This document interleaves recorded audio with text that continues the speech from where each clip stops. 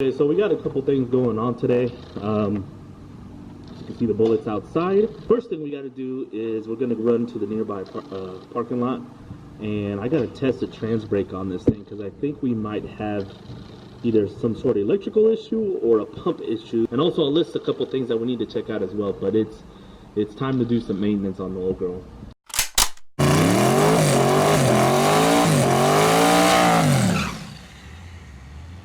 Alright, so we're at this parking lot here, right around the corner. I'm gonna set the camera down.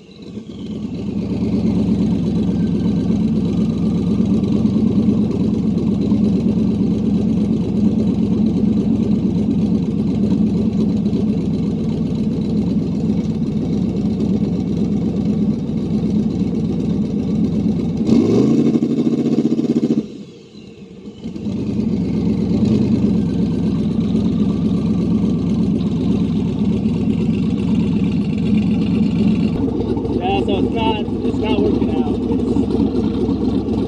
I actually just bumped it once, and it should have just bumped once, but as you saw, it continually kept going like it kept activating and deactivating. So I'm not exactly sure if it's the pump or if it's something electrical. That's something we'll have to find out. Alright, let's get out of here before getting noise complaints on us. I'm pretty sure the Lord Jesus is a fan of two-step anyway, so.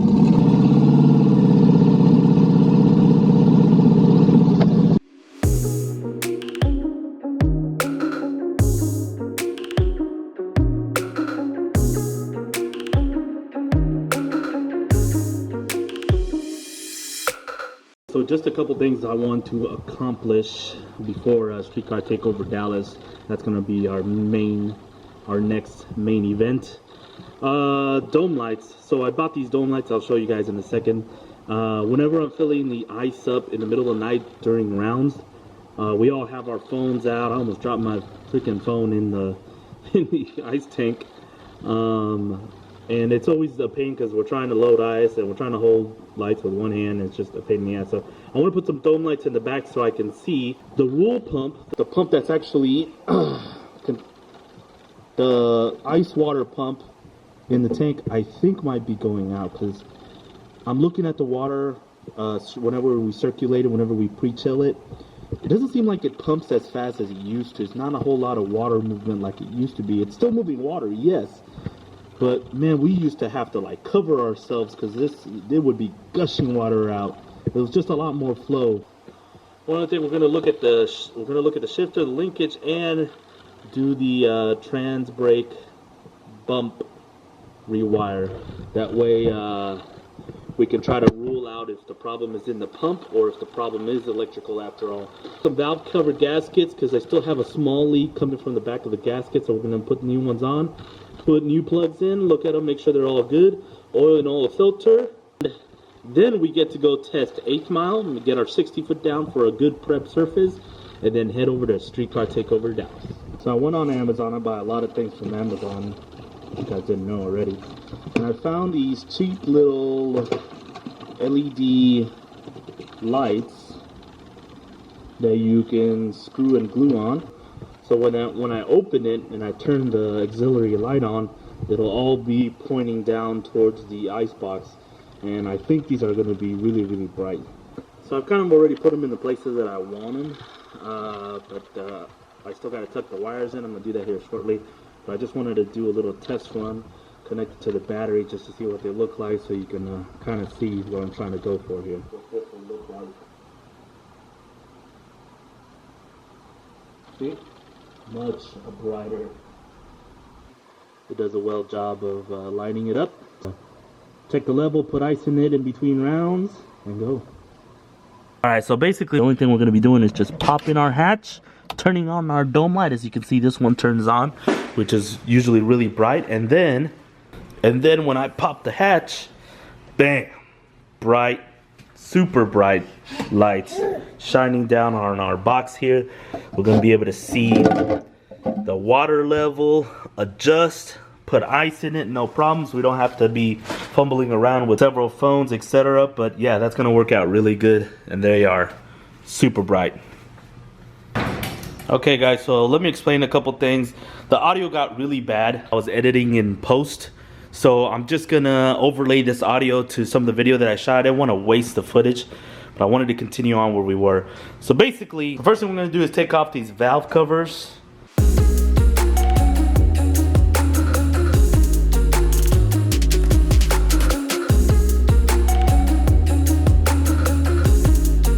Preventive maintenance.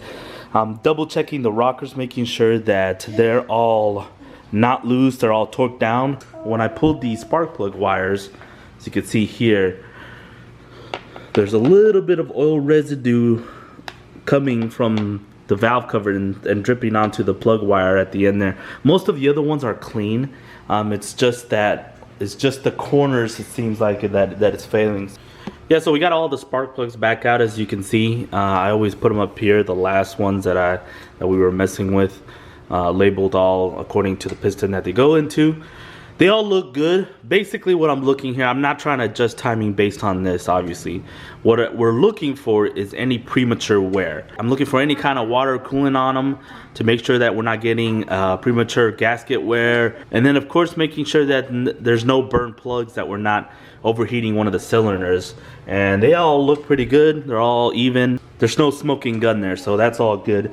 And then I always keep a set of gapped ready spark plugs ready to go, just in case. I'm gonna put these in, and then I'll have to get a new set and get them gapped for the next event.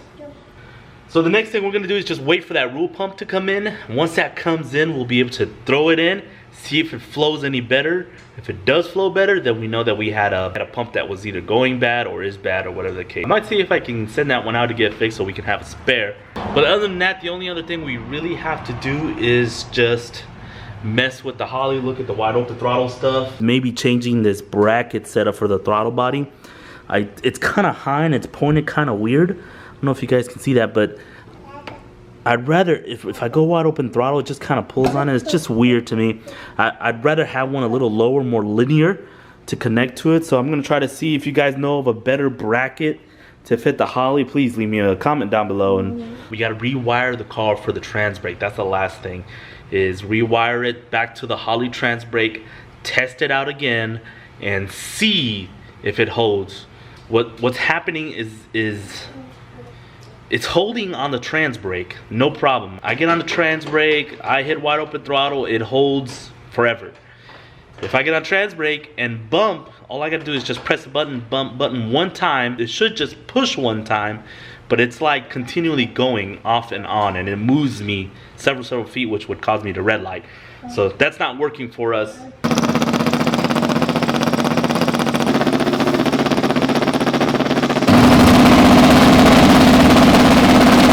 It's just weird that it doesn't give me any issues on the trans.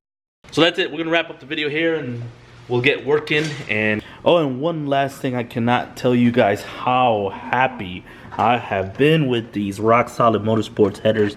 They have been the best investment when changing plugs. I've been changing plugs on this thing a couple times this year already, and it's been so much easier, especially on the other side compared to the last header system that we have. I'm super happy. Haven't had any burnt wires. Every single one of our ceramic wire here have been great. None of them are burnt. They've been off and on a couple times and they've been holding in there. All of that ignition stuff from last year has gone away and has proven us some personal best so far.